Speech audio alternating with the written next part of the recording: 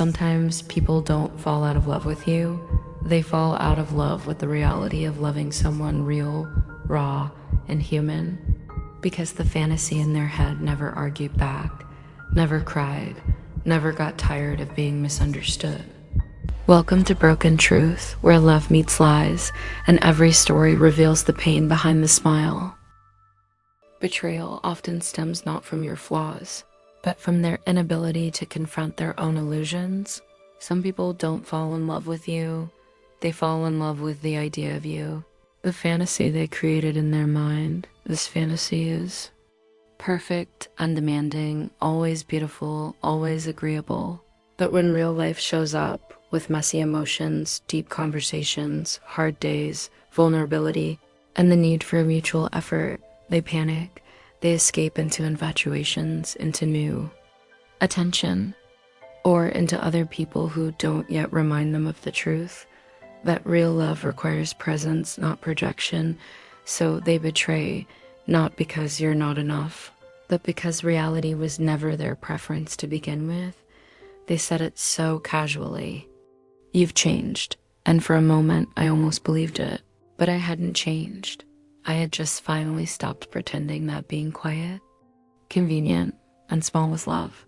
It began the way most of these stories do, with hope, that aching kind, the one that crawls into your chest without asking, feeding off every glance, every half smile, every unfinished sentence that sounds like a promise. I remember the first time I looked at them and thought, maybe this is it. Maybe they won't leave like the rest.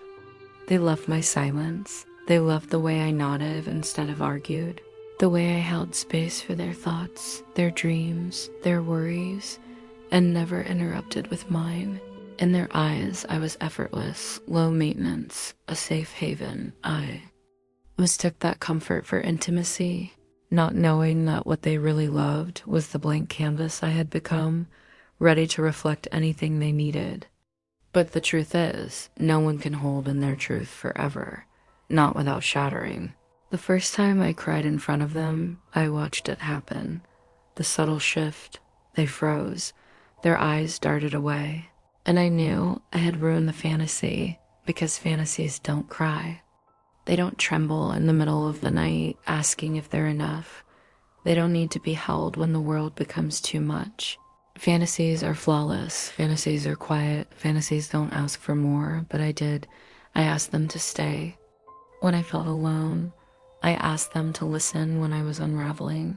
I asked them to love me, not just when I was glowing, but when I was hollowed out and aching. And little by little, they began to disappear. Not loudly, not all at once. They just started choosing silence when I needed words. Distance when I needed closeness. Their replies got shorter, their eyes elsewhere. Their warmth, conditional. I kept telling myself they were tired, busy. I kept shrinking back into the version of me they once adored, hoping they'd come back, but it was too late. Once you reveal your truth to someone who only came for the illusion, you can never be perfect again in their eyes. I remember the last time they held me, like they were already letting go. Their hands were still there, but their heart had already left the room. No fight, no breakdown, just absence, just the echo of a love that never touched the ground. They didn't leave because I wasn't enough. They left because I became too real, and real isn't romantic. Real needs patience. Real love looks like showing up on the days when it's not convenient. It looks like hearing, I'm not okay, and staying anyway. It looks like effort, even when the magic wears off, but they weren't ready for that. They wanted the highlight. Real. They wanted the dream version of me that never asked to be held while breaking. And I was all heart, all flawed, all there, too much for them. Too little for myself. After they left, I spent weeks blaming my emotions. My softness, telling myself, if I had stayed quieter, if I had stayed smaller, maybe they'd still be here. But healing has a strange way of arriving slowly through the cracks. One morning, I looked in the mirror and didn't see someone unworthy. I saw someone real. I saw the tired eyes that still searched for beauty. the trembling hands that still reached out in love. Despite being left empty, I saw someone who didn't hide when it got hard. Someone who stayed, and maybe that's the point. Maybe being left by someone who only loved the dream version of you isn't a loss. Maybe it's protection, because the ones who will stay, the ones who can love you, they won't need you to be perfect. They will sit beside your sorrow and not flinch. They will look at your mess and call it sacred. They will love the you who feels, not just the you who performs. And until then, I'll keep my heart soft. Not for them, not for a fantasy, but for myself, because I was never too much. They were just too little for the truth. It didn't happen in one moment, this healing, this quiet turning inward. It happened in the small, ordinary days that followed, the days no one writes poems about. The mornings where the bed felt too wide, the afternoons where they reached for their phone out of habit, only to remember they weren't coming back. But there was no grief left for that anymore, only a stillness, a peace that felt like a beginning. They had spent so long asking the wrong questions. Why wasn't I enough? Why did they pull away when I needed more? But now those questions felt tired, pointless. They sat by the window with tea that had gone cold, watching the world move on, cars passing, leaves shifting, strangers laughing, and for the first time, they didn't feel left behind. They felt separate, but not in a broken way, in a becoming way, because now they knew it wasn't that they were too much. They were simply too true in a world that often rewards the performance of love over the practice of it. They had learned something sacred through the ache, the difference between being adored and being understood. Adoration is light that shines from afar, dazzling, flattering, but never quite touching the skin. Understanding sits beside you in the dark. It listens. It doesn't flinch when your voice cracks. It doesn't need you to glow. They had been adored before, in pieces, for the quiet, for the softness that never asked questions, but never for the wholeness of who they were.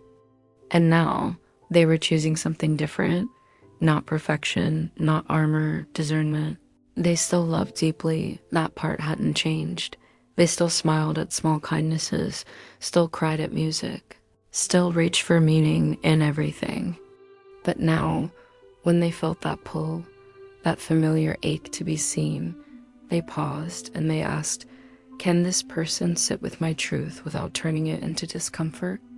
Do they love the real me, or just the version that fits neatly into their world? Do they stay curious when I'm quiet? Or do they only listen when I'm easy? That was the shift, not becoming colder, becoming wiser. They began to keep their heart open, but no longer unguarded. They let people in slowly. They watched what others did in the moments that didn't look like love songs, the moments of silence, of distance, of misunderstanding, and they learned that's where real connection shows itself. Not in declarations, but in how someone stays when you are not performing love, but simply being it. There were days the loneliness still knocked. Softly, not cruelly, but now it wasn't a sign they were unlovable. It was a sign they were waiting for someone who wouldn't run from depth, someone who wouldn't panic at real feelings, someone who didn't need the fantasy because they knew that real love is built in the quiet, ordinary, complicated truth of two flawed people choosing each other. And until that came, they were whole. Not healed in the glossy way, but whole. In the grounded way, they watered their plants, read poems aloud to the silence, wrote letters they never sent, laughed at nothing on long walks, learned how to hold themselves on the days they wished someone else would. It wasn't perfect, but it was theirs. They had become their own softness, their own safety, not hardened, just selective. Not bitter, just wise, and maybe someday someone would see them in their full depth and say, I see all of you, and I'm not going anywhere.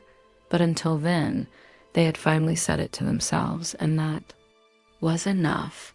If you've ever felt like you were too real for someone who only loved the idea of you, know this: there is nothing wrong with your depth. It only scares those who are never ready to swim. Subscribe for more stories that tell the truth no one else dares to say. This is Broken Truth.